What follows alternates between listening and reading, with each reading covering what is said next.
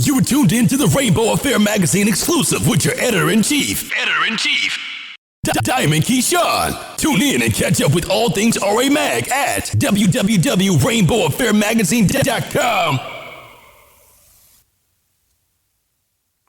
Hey, how you doing? So listen, Okay. I Googled you, right? Okay.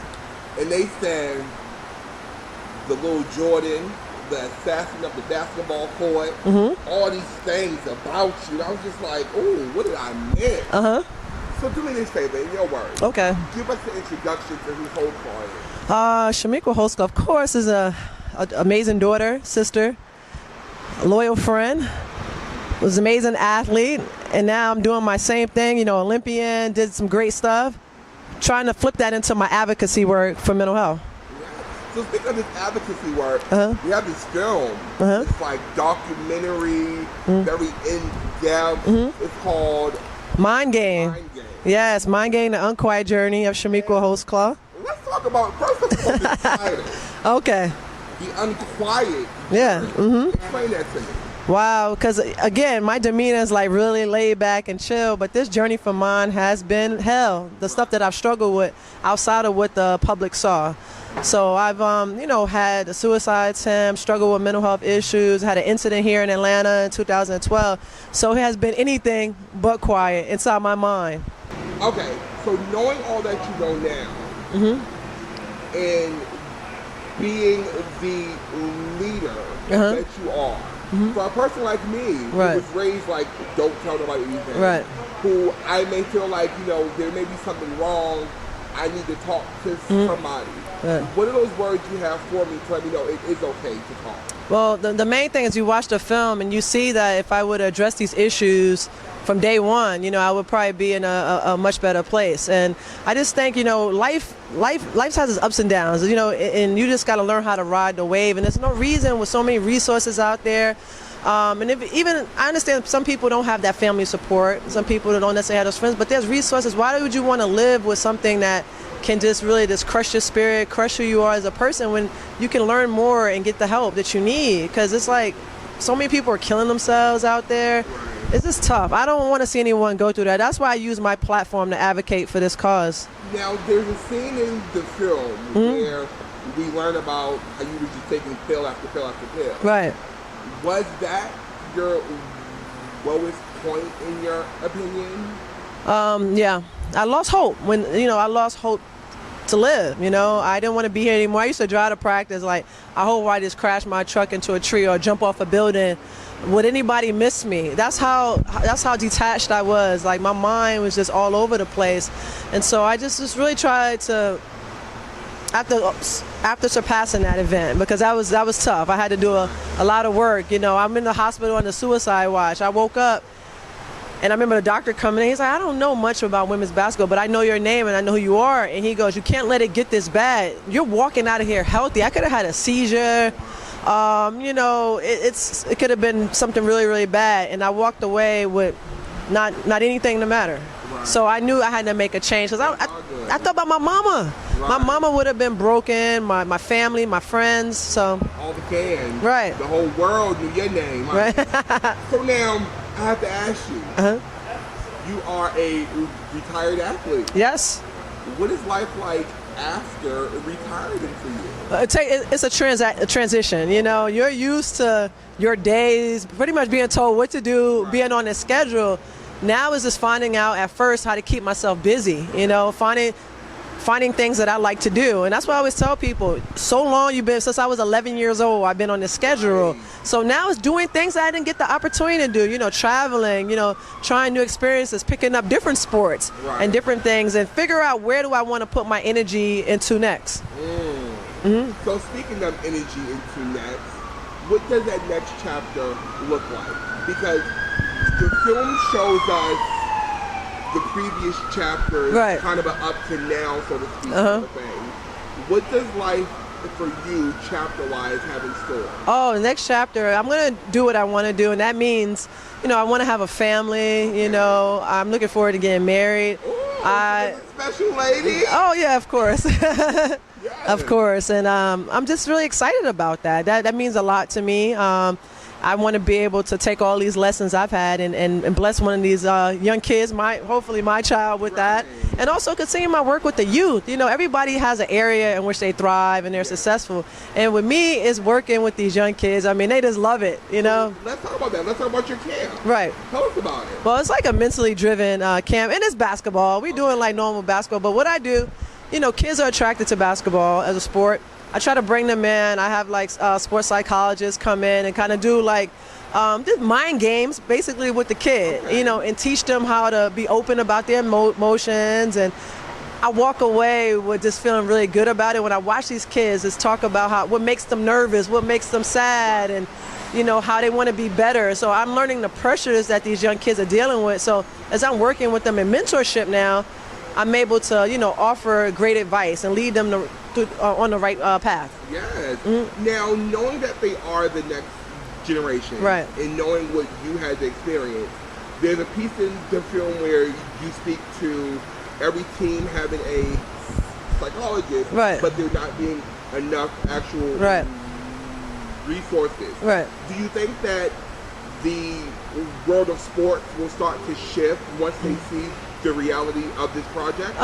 Yeah, I think it's really shifting. I think it's now a conversation piece amongst, you know, teams and organization. Okay. I think for people seeing the film, I think it's going to be more so for the athlete to say, okay, you know, I need to get the help that I need, but also it makes you look at how to deal with, if you're not directly affected by it, how to deal with a friend or a lover, whoever that's dealing with this. Learn to be more empathetic, I would say. I love that. Now, not naming no names, honey, because you know we ain't gonna show all the teams. But now that you're so vocal about your experience, right, have there been other athletes who have come to you in confidence to say, hey, I may be suffering from this, can we talk about it? Yes. As soon as I start opening my mouth, because at first I thought, oh, I'm the only one going through this. But as I've been out doing the work, you know, athletes come and talk to me like, hey, or if I see them out, even like situations like at like functions, like clubs, whatever. Yo, I went through this when my, you know, big old man, you know, I went through this when I've lost my mom or this, and so I know what you went through. Keep the faith, and know. So it's a lot of love. Right. I know that's right.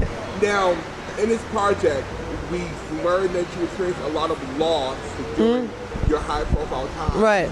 And I personally want to ask you, have you ever grieved? Yes. You know, I've learned to. I think a lot of times I just was going so fast, and I was in a mentality, you know, like I'm strong. You know, I didn't came up, you know, from a tough situation dealing with my parents and their addictions. Oh, then I didn't grew up in the project, so you know, I think I have a little more edge to me. Like I'm tough, and I learned to just humble myself in a sense. Not that I think I'm up, but humble myself and slow down and take the time to make sure I'm balanced across the ball, mentally, physically, emotionally. Just really focus on being at a really still place at times, and that's just really changed my outlook and perspective on a lot of things. I like that. So now you know I gotta ask you the ultimate question, honey. Right. We want it now. If you was to get on that court today, could you still shut it down? Oh, definitely. I mean, I probably won't be like Chamique Holdsclaw, you know, the star. But at 38 years old, I'll be 39 this year, and I still stay in really good shape. I know for a fact if I donated my time, you know, give me a month to really train, I'll be back in the league like tomorrow. Like tomorrow. Now, speaking of donating your time, possibly back in the league, I want to know, would you ever consider coaching? You know what? Not all great players make great coaches.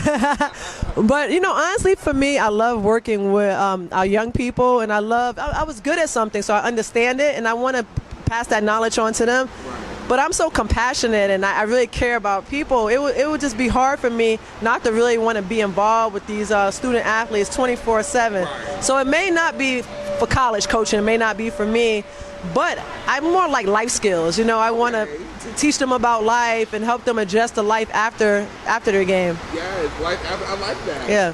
Now, for you, life after the game, life after superstardom, and everything in between, what is a regular day like for you? Like, are you still up at like 5 a.m. Right. automatically, or do you now sleep a little something? When my schedule permits, I like to sleep in a little bit, but it seems like I can't sleep in past like 8 or 9. But I get up, I get something to eat, I go to the gym, and I start my day. Then I knock out all these emails. I write a little bit, do interviews if I have to, just always planning to do youth outreach and things like that. It's just it's just a little bit more paperwork. You know what I'm saying? Now, speaking of writing, will there be another book?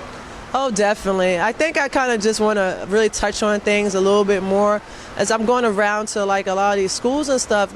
Kids always bring ideas. They're young.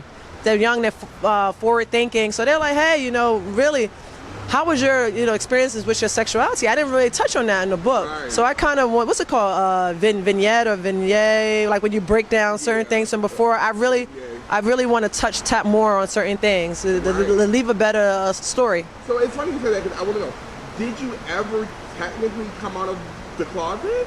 I told my mom. See, it wasn't like everybody's story is different. Right. I told my mom when I was probably 21 years old. She said, "Oh, this don't tell a lot of people because you might change your mind." But she went and told the whole family. So my family has always been like supportive, not judgmental. Okay. And then I told my friends, found out, and I have friends that say, "Oh, I want you to be married. I want you to be with a husband." But at the end of the day, I love you. Right. So I don't have that like super story of struggle. I've had some friends that had a tougher road, and I'm there for them, but it's been great. So I never really had to say, oh, this is I'm out and I'm proud, because my circle, everybody knew. Right. I was just living. Right. Now, going through such a public situation with your ex, yes, years later, have you been able to make amends? Oh yeah, definitely. It's interesting. I was here in Atlanta. I ran into her like while I'm here, and we talked and caught up a little bit and keep it moving. It's just like she's an amazing person. Even after the incident, we talked last year. We were keeping in contact, but it's just like we realized like our journey is going to be separate now, and just long as we understand and have a mutual respect for each other, that's all you can ask for. I know that's right. Look at you all grown. Oh yeah, definitely. You said you was not going to the beach because of that ankle brace. See, you had to throw that in there. No, that was a really difficult time for me, man. When I tell you, I was waking up with sweats every night. Like it was stressful. I got an ankle monitor. I've never been in any trouble or anything like that. And so I'm like, I love to travel. I was scared to travel and things like that because I'm like embarrassed by that. Right. But I had to just really get over it. I had to learn to like laugh at myself sometimes. I took the situation serious, but on the film you see me like, I can't go to the beach like this. Right, exactly. My friend talking about you can kind of tan around it. Right. like really? No, I love it. So now, as you prepare for the release of this project, if you could say one thing you want the fans to take away from it, what would that be? You know what? At the end of the day, we all gonna go through stuff. Like I said earlier, just don't give up. Just keep fighting. Say if you do the work and have a good support system around you and build one if you don't have one, things are gonna turn out for the positive. And I truly believe that. I've experienced it not just with myself, with other people. It's when we say, you know what? Let me throw in a towel, that everything sometimes starts falling down. And I could say, like Jay-Z says, I hit the ground, I bounce up like round ball. Like, I am in no way healed. I still have my bad days. And then tack on the fact that I'm a woman and I'm emotional. Okay. That even makes it worse. But I just know at the end of the day, I got to fight. I got to fight for what I want. All right. So 5 moments with Holdsclaw. Are you ready? All right. Tell the truth and the whole truth, nothing but the truth. Whoa! Okay. Question number 1. If we were to hit play on your music player, who would be playing? Now, I already know the answer, honey. Beyonce. I love Beyonce. That last CD is everything. That Rocket and Blow. Oh, come on. And Jealous. I like them slow, like power songs from Beyonce. Okay, so Queen B. Question number 2. What's that one thing that you do at home when you're by yourself that no one would ever imagine? So here was my guess. Okay. I said, I think she will go home, throw her dreads up, sit in the corner with a book, a candle, and some India Irie. Are you? Yes. I'm about to pop myself in the mouth. Oh my God, I'm listening to Anderson .Paak now, but that's like my type of music, and I put my hair up on a little bun, listen to music, read some books. Like I like my incense, my candles. Smell good. You know, I'm a earthy chick. Set the mood. Right. Now, here we go. You're stranded on an island. Uh-huh. You can have one WCW with you, Women's Crush Wednesday, but it has to be a celebrity. Who you gonna get stranded on this island with? Oh, what's her name? The Victoria's Secret model. Jane. There's a Jane Smalls, I think. Yeah, she's hot. She's hot. She's hot. Is it? No, Joan Smalls. She's gorgeous. Hey, Joan. Call me, girl. I got you. Okay, so question 4. Let's see. When it comes to your relationship, right? What's the one piece of advice that you have for young couples out there? To be selfless. You know, that's the only way it's gonna work. You know, I have a very demanding schedule, so is my partner, but I can't be all about me. You know, as an athlete, I was a little bit selfish. But I had to learn, I had to let that go. You know, I can't worry about someone catering to me. I have to give the same. So I try to make sure that, you know, I'm very attentive with her and I'm supportive of her. And that makes it flow. Yes, come on, be selfish. Right. Now, question number 5. Oh, I'm nervous now. Last one. Celebrated the 20th anniversary for the WNBA. Yes. What is your take on the league as a whole now, as an outsider looking in with some still inside knowledge? Oh wow, I'm just like really happy. I mean, when I first started out, I think I was in year number 3, and it was like, oh my God, you don't know if the league is gonna last. Right. I'm like, nah, it's been 20 years, and to see how, you know, it's constantly growing and stuff, and being supported, and to see how these young ladies are now able to have sustainable, you know, careers and make some money. It's still that big disparity with the NBA, of course, but you know, to know that, yeah, you know, a player can play, make $100,000 in what is it, 4 months. Right. It's great, and I just love how I see this more the WNBA athletes as being role models in their community and this aspiring the next generation. Bonus question. Oh, I think I slayed them. I think you're mad. If you had to pick a favorite team in the WNBA, okay, who would it be? I'm gonna go with my home team, the New York Liberty. And my girl Tina Charles, that's Christ the King High School. Yes. Right. So now, life for you, can you call it good? Yeah, it's great. It's great. It's better than it's ever been. You know, it was harder for me to come out about my mental health than it was like my sexuality. So I've always been great about living in my truth as far as my sexuality is, and now I feel like I'm living in my truth and address my issues and trying my best to work hard to inspire others. So I just feel like I wake up every morning. Ain't no secrets here. Wow. It's no secrets, and I know I'm not perfect, and I know that I feel I could be riding this high right now, but I know if I don't take care of myself, anything can happen. So I'm just holding myself accountable. I just try to like live each day to its fullest, and I'm probably having more fun than ever because I just like literally let my hair down. Just live. Well, I do want to tell you, no shade, honey, all true. You look amazing. Thank you. You haven't aged a bit thanks. since high school. But I want to know, for those fans out there, let them know where they can find you at, the social media and all that. Because I ain't gonna lie, girl, it was kind of hard to find you. Right. Yeah, exactly. Well, you can find me on the Twitter, so all social media platforms at CHold1. So CHOLD, the number 1. And also you can go to my website, www.holdsclaw.com.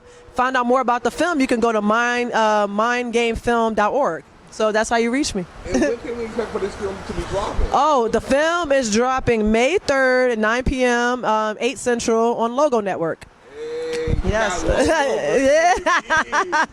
And then for those parents who don't know about the camp and the program, let them know where they get more information. You can find out everything that I do, like on my website, on the Mind Game film website, social media, because they update everything too. You know, we're there, so you find out about me. You know, for a while, my Instagram stuff is private, but I do like add people. It's just like once I went through all that stuff, you know, just you want just really supportive people around you. I don't have time for all that negative stuff. Right. Now, as we close out, I'm gonna let you close it out for us. Give us those words of wisdom from you to us to let us know it's okay to walk in our truth. Let me tell you, oh man, so words of wisdom. I mean, it's just so many things, but I just think the thing is realizing, like, I think I didn't realize life. I was young. I didn't realize the ups and downs, and I just realized it builds character at the end of the day. And just continue to ride those waves, you know what I'm saying, and shoot for a level of confidence, a level of truth. Don't be afraid to be who you are, because the real people around you are going to love you no matter what. That's what it is.